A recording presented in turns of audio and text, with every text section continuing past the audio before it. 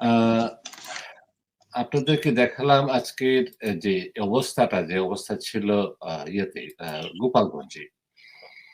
তো আমি প্রশ্নটা করতে যাচ্ছি ইফতেখার ভাই আপনাকে যে যেহেতু আওয়ামী লীগের ছাত্রলীগ বলা হচ্ছে যে ছাত্রলীগ নিষিদ্ধ সংগঠন করা হয়েছে, এই সরকার করেছেন। তো ছাত্রলীগ আবার কিভাবে সেই ইয়াতে আসে, ফ্রন্ট লাইনে আসে এবং এসে একটি সংগঠন তাদের উপর হামলা করে এবং আ মিলিটারিকে ম্যাজিস্ট্রেসি পাওয়ার দেয়া হলো। তো সেই ম্যাজিস্ট্রেসি পাওয়ার কি আপনি কি দেখেন যে কতটুকু এক্সারসাইজ হচ্ছে? থ্যাংক ইউ পাঠান ভাই। অশেষ ধন্যবাদ। অসংখ্য ধন্যবাদ আপনাকে। আপনার প্রশ্নটা চমৎকার। আমি কিছুদিন আগেই একটা টক শোতে বলেছিলাম যে সেনাবাহিনীকে এই যে পাওয়ারটা দেওয়া হয়েছে, ম্যাজিস্ট্রেসি পাওয়ারটা, কোথায় তারা এক্সারসাইজ করছে এই পাওয়ারটা? ওনারাই বা কোথায়? কোথাও দেখা যায় না।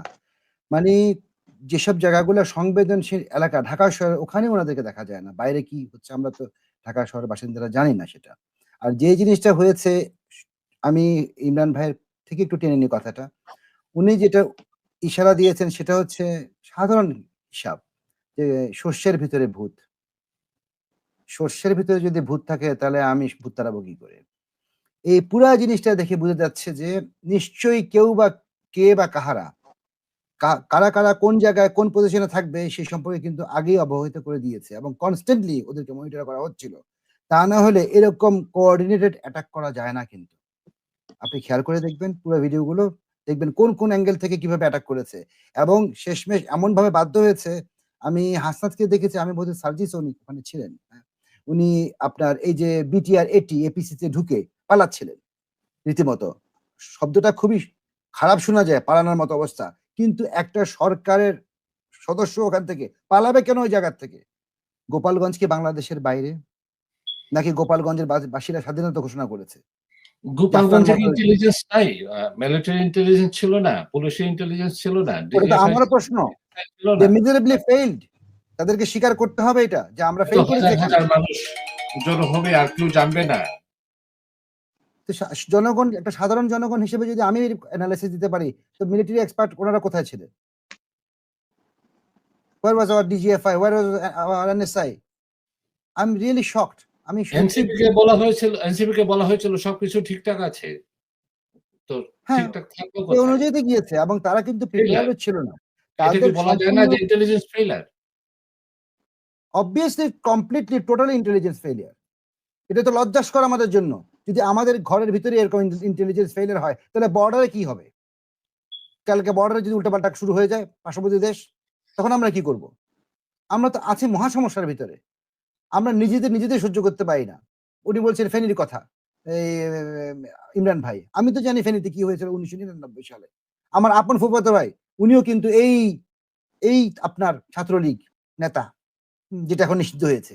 আমাকে তখন বলছে, "এই মিঠু, একান্ত প্রয়োজন না হলে ফেনীতে এসো না।" "কেন?" "আরে জান নিয়ে যেতে পারবা না। এখানে জনহাজারির এলাকা। খুব সাবধান।" আমি বললাম, "আমি তো ওনাকে চিনিও না। আমি ওনার কি ক্ষতি করেছি?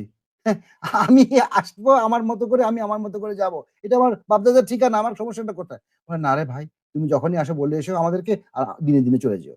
এই যদি অবস্থা হয়, ১৯৯৭ সালের অবস্থা, এখন তো ২০২৫। আজকে আমরা এসেছি এখানে একটা একটা মানে জিনিসকে স্মৃতি রোমন্থন করার জন্য। ১ বছর আগে কি হয়েছিল?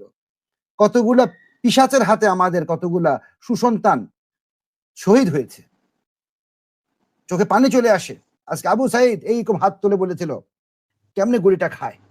কেমনে গুলি করে নেয়? আপনাকে বোধহয় আমি একটা ভিডিও পাঠিয়েছিলাম যে গুলির ইমপ্যাক্ট কিভাবে হয়? এই ব্যথা কতটুকু যায়? কয়টা ছড়রা ভিতরে গিয়েছে? কিভাবে পেইন পেয়েছে? সেটা সেই বুঝে যার ভিতরে গিয়েছে এবং সেটা কিন্তু মেপে দেখানো হয়েছে। উফ! আল্লাহ ওকে জান্নাতুল ফেরদৌস নসিব করুক। সবাইকে জান্নাত নসিব করুক। থ্যাংক ইউ পাঠান ভাই। আমার মানে বলার ভাষা নেই। এই ইন্টেলিজেন্স ফেইলিয়ার কেন হলো এটা আমি বুঝে পাচ্ছি না। ওদেরকে এরকম দৌড় দিয়ে চলে আসতে হলো কেন? ওরা দৌড়াবে কেন? ওরা তো সরকারের পক্ষে গিয়েছে। তারা কি সরকার ফেইলিউর? নাকি সরকারকে ফেইলিউর দেখানোর জন্য কোন একটা চক্র ষড়যন্ত্র করছে? সবকিছুই কিন্তু ঘোলাটে এবং সবকিছুরই কিন্তু একটা পসিবিলিটি আছে। এটাকে কিন্তু উড়িয়ে দেওয়া যাচ্ছে না। থ্যাংক ইউ ভেরি আমাদের মাচ। একজন দর্শক আছেন, দর্শকের প্রশ্নটা নিয়ে তারপরে আবার জি, আসবো। মনির ভাই। মনির ভাই আপনার প্রশ্ন করেন। ধন্যবাদ।